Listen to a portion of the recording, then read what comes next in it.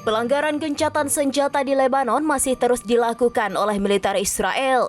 Dalam insiden terbaru di Ras Al-Naqura, tentara pendudukan Israel dilaporkan masuk ke ladang ranjau. Mereka menjadi korban ledakan yang menewaskan 3 anggota Brigade ke-146 dan melukai beberapa lainnya.